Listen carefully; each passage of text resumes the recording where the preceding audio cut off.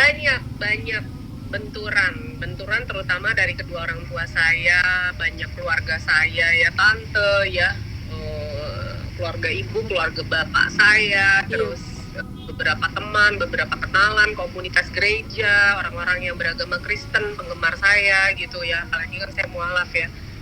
Saya banyak melalui dan menelan gitu. Kita telan aja gitu loh.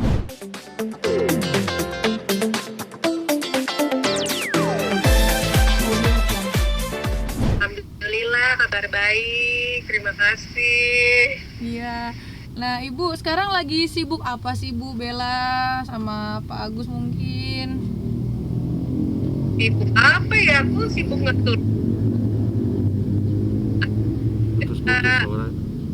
Sibuk ngatur rumah sih, jagain rumah nih karena lagi pandemi gini. Jadi ya kita perlu usaha ekstra untuk jagain rumah, itu ternyata cukup melelahkan. Jaga anak-anak, jaga yang kerja, jaga macem-macem lah gitu. Oke, Bu, ini di masa pandemi gini gimana nih pengalaman baru untuk kita semua termasuk Ibu dan Pak Agus ya, Bu? Iya. Ini gimana sih, Bu? Ibu melihat situasi seperti ini sekarang, Bu? Ya, ini sesuatu yang tidak bisa dihindari seperti bencana alam. Cuman ini bedanya bukan bencana alam ya, tapi pandemi. Kita terlepas dari berita-berita isu belakangan ini yang hot sekali, ini apakah ini buatan, apakah ini ciptaan manusia ya, sebetulnya tidak usah dimasalahkan, tapi bagaimana kita mendidik, mengedukasi, mengajar anak-anak kita, lingkungan orang rumah, orang terdekat, saudara-saudara yang belum paham, terutama yang tinggal bersama kita untuk siap menghadapi hal-hal seperti ini, termasuk gaya hidup ya. Karena ini sekarang benar-benar seperti merubah peradaban manusia, bukan peradaban tapi cara gaya hidup kita keseharian juga jadi berubah. Saya sendiri juga sempat merasa lelah ya gitu, karena setiap supermarket pulang dari saya ribet gitu kalau harus ke supermarket gitu. Jadi mobil itu ganti masker, semprot semua, pakai tisu alkohol semua gini, terus sampai rumah itu buang dulu plastik di depan, kita lapin lagi, nanti cuci satu, itu sangat consuming waktu dan emosi jiwa ya, secara psikis. Akhirnya juga ada satu titik momen di mana ya berat memang begitu. Iya. Tapi ya, Ibu sama Bapak punya kekhawatiran sendiri nggak sih, Bu, terhadap situasi seperti sekarang ini, Bu? Ada kekhawatiran kita. Pertama sudah pasti gimana caranya kita menjaga keadaan rumah ya. Jadi gini, yang penting semua harus sehat ya, semua harus tahu.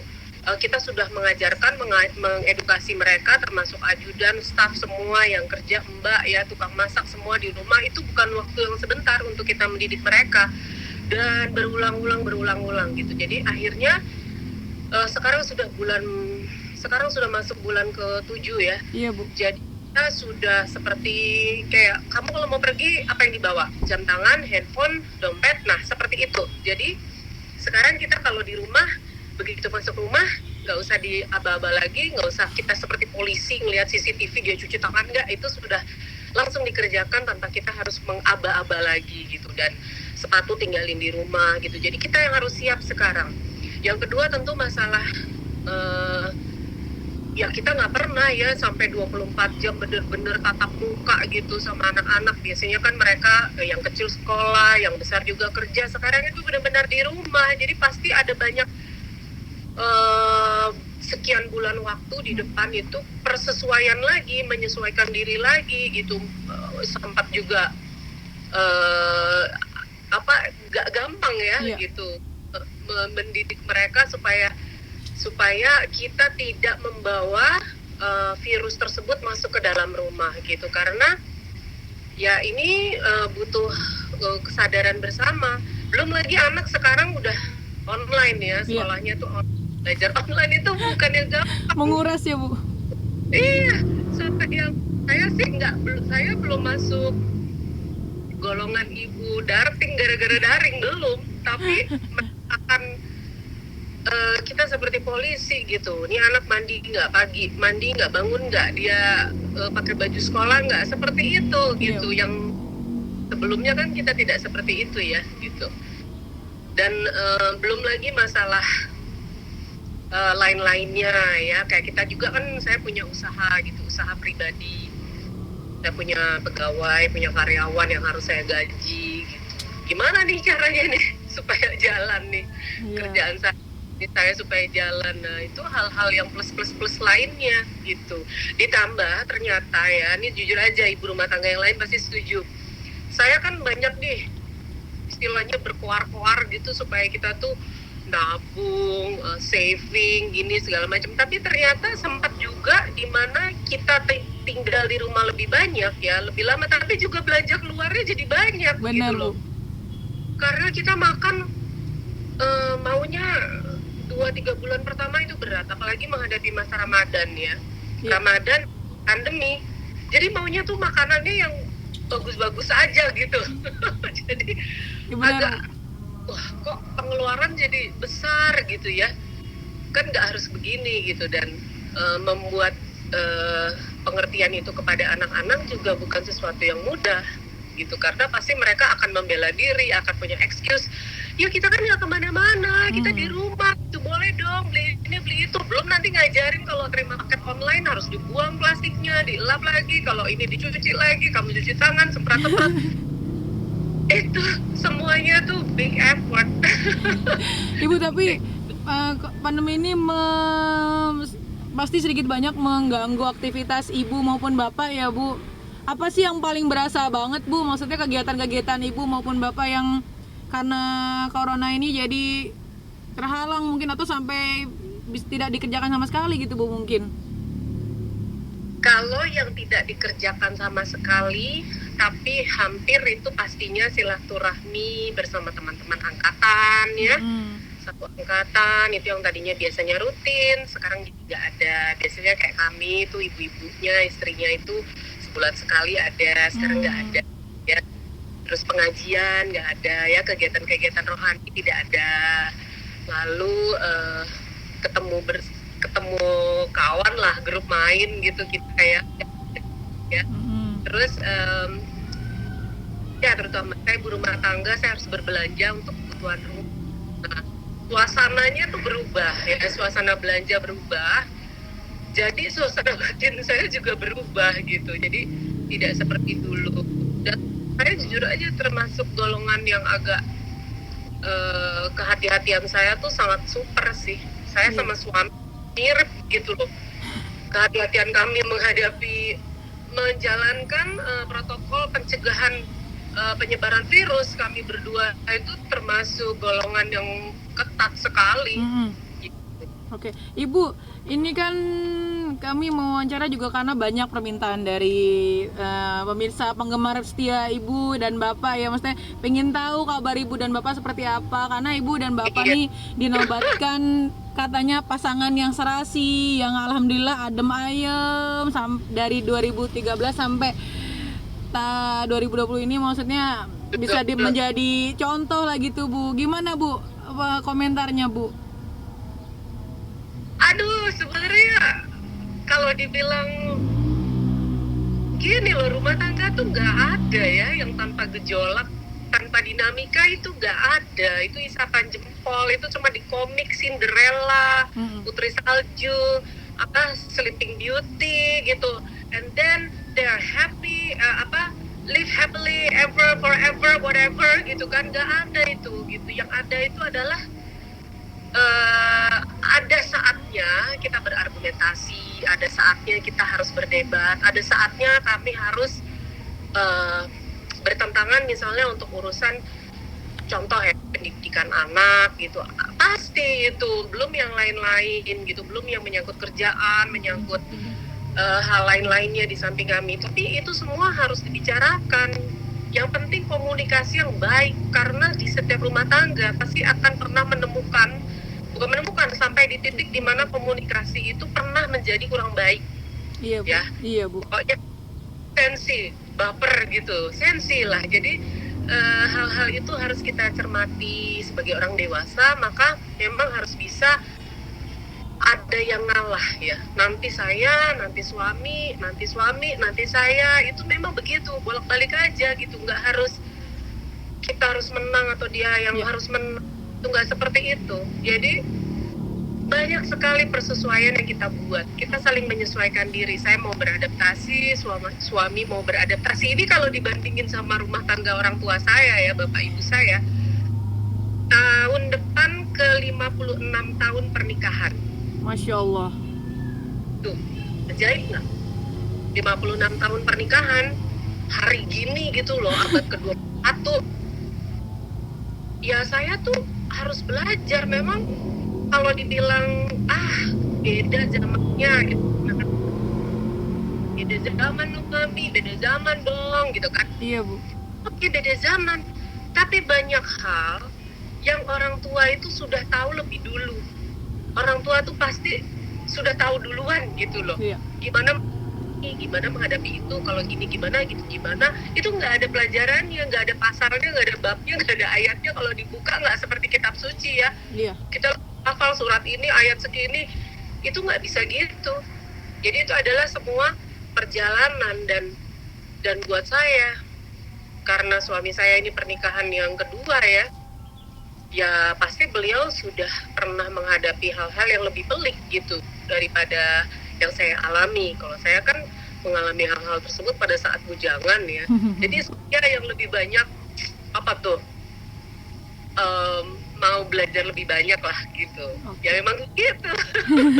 Bu, tapi dari kalau boleh sedikit flashback gitu Bu, 2013 pada waktu itu Ibu menikah dengan Bapak itu seperti apa sih Bu? Maksudnya Ibu kan juga masih berkarir sampai pada akhirnya Bapak meminang Ibu dan Ibu memutuskan untuk mendampingi Bapak. Itu kan bukan sesuatu hal yang mudah ya Bu ya. Maksudnya karir Ibu pada waktu itu ya siapa sih yang nggak tahu, mohon maaf, Bella Sapira pada waktu itu kan Bu. Nah itu seperti apa sih Bu? Nah, saya harus jujur bahwa banyak sekali di saat awal itu semua ego dari masing-masing pribadi suami saya dan saya lebih besar, lebih banyak ya, ego pribadi gitu. Karena contoh, saya kan sudah punya karir sendiri ya. Betul Bu. Terus ya berangkat dari keluarga yang juga ya bisa dibilang tidak kekurangan gitu ya. Terus merasa kalau lagi ada saat pelik gitu, ada tuh gengsi-gengsi kayak aku kan udah gini udah gitu. Tapi kan sama ya, beliau juga berpikir begitu gitu. Beliau lebih keras dari yang orang kira gitu loh, bahwa karena perjalanan hidup suami saya memang keras banget ya, beda dengan orang biasa, beda dengan saya, beda gitu. Saya tuh besar, walaupun saya melanglang buana bekerja kemana-mana sampai kadang ke pelosok, tapi saya tetap anak kota gitu. Kalau suami saya bisa dibilang mungkin orang hutan ya, karena kehidupannya banyak di tempat ya Bu, tidak di kota. Beliau dibesarkan oleh doktrin, didewasakan oleh perjalanan hidup yang operasi militer, ya misi yang berat sekali begitu. Jadi kalau sekarang saja masih hidup dan sehat, bisa beraktivitas lebih dari yang rata-rata ya, itu adalah anugerah. Dan ya memang kesiapan beliau juga menghadapi hidupnya gitu ya, dari masa dulu sampai sekarang gitu. Jadi beda gitu kehidupan beliau dengan saya. Nah, menyamakannya nggak bisa disamain, nggak ada yang sama. Yang sama itu ada paling ya hobi kita ada sama gitu. Tapi untuk hal lainnya, semuanya mungkin rata-rata hampir berbeda gitu, hampir nggak ada yang sama. Tapi ya begitulah kehidupan. Karena memang saya rasa orang yang cerdas, kalau kita bisa menghadapi begitu banyak persoalan dinamika, kita tahu bagaimana menghadapinya, kita punya solusinya, kita bukan kabur, istilahnya tuh cabut. Itu istilah buat saya tuh pengecut ya, Twitter gitu, orang bentar-bentar cabut gitu ya. Kita nggak seperti itu gitu. Kita dibesarkan sudah dengan begitu banyak problem, dilema, macam-macam gitu. Jadi kalau ada persoalan ya udah kita cari solusinya, harus ketemu harus ketemu solusinya begitu. Bu, waktu itu apa sih Bu yang meyakinkan Ibu sendiri untuk menerima gitu pinangan dari Bapak nih Bu? Karena kan mohon maaf, posisi Bapak waktu itu juga sudah pernikahan yang kedua, dan Ibu juga yang tadi saya bilang Ibu meninggalkan semua yang sudah Ibu punya, maksudnya karir yang pada waktu itu sedang bagus-bagusnya, nama besar Ibu. Apa yang membuat Ibu akhirnya maksudnya klik nih hatinya tuh Bu pas menerima lamaran Bapak pada waktu itu Bu? Ini sampai duduk menjauh deh. banyak benturan terutama dari kedua orang tua saya, banyak keluarga saya ya, tante ya, keluarga ibu, keluarga bapak saya, terus beberapa teman, beberapa kenalan, komunitas gereja, orang-orang yang beragama Kristen, penggemar saya gitu ya, apalagi kan saya mualaf ya. Saya banyak melalui dan menelan gitu, kita telan aja gitu loh. Dan setengah gelap sih waktu itu, bukan gelap gini loh. Saya punya keyakinan tuh 50%nya lagi adalah ya saya yakin aja gitu, yakin bahwa ini akan saya jalani. Ya itu kita punya modal mungkin karena kita sudah banyak melihat ya tipe orangnya apa, karakternya gimana gitu. Karena di saat usia itu kan kita udah ketemu dengan banyak orang, sudah bergaul dengan banyak orang, sudah berteman dengan banyak orang ya, kita kan kira-kira bisa menilai seseorang itu bagaimana.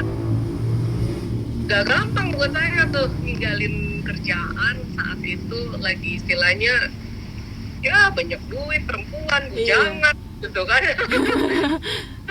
Apa-apa mau ngapain juga nggak usah minta izin ya kan, mau pergi kemana ayo aja, mau travel kemana terserah, mau ngopi, mau makan gitu kan terserah gitu ya. Berubah begitu banyak perubahan dalam kehidupan saya karena memang harus dijalani ya, harus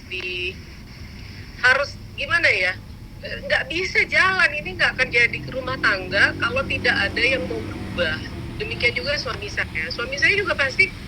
Suami saya itu kan orangnya memang nggak terlalu terbuka, tidak terlalu banyak cerita ya gitu, lebih banyak mungkin diamnya gitu ya, bukan diam sih tapi ya memang tipenya orangnya nggak akan terlalu banyak bercerita gitu. Dan tapi setelah saya mengenal beliau 9 tahun sekarang saya mengenal beliau ya, sebenarnya beliau di rumah sih sangat terbuka ya, sangat apa adanya gitu. Dan ya bersyukur saya bisa jalanin ini karena gak mudah, susah, gak gampang, beda. Kita jangan samakan saya menikah dengan seseorang yang misalnya sama-sama lingkungannya kayak ya.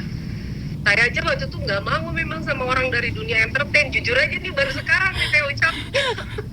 Berarti salah satu doa Ibu mungkin ya Bu? Iya, saya gak mau dari dunia entertain ya. Saya pikir pada saat itu saya nggak mau gitu, karena saya memang sulit gitu nerima kalau pasangan saya harus berpelukan lawan jenis, cipika-cipiki lawan jenis itu saya sendiri itu sulit menerima gitu, walaupun kehidupan saya seperti itu. Iya, Bu. Terus pergi nyantai aja ya, rangkul apa gitu, saya sendiri orang yang sulit menerima perlakuan fisik bila itu adalah pasangan saya. Jadi waktu itu saya firm banget, firm ya, saya nggak akan dari orang yang dia entertain gitu. Mungkin nggak mau gitu pokoknya. Ya berjalannya waktu kok jadi ketemunya a soldier ya, saya sendiri nggak tahu tangan kalau itu sih. gitu. Oke. Dengan Tuhan. Terus kan bapak saya tentara juga. Iya. Adik saya juga. Oh ini foto adik saya nih. Adik saya udah kawin duluan nih, Oh tentara. iya iya Bu. Iya Bu. Ya itu nggak tahu, itu nggak kita atur, itu Iya. semua perjalanan dari Sang Khalik, dari Yang Maha Kuasa aja.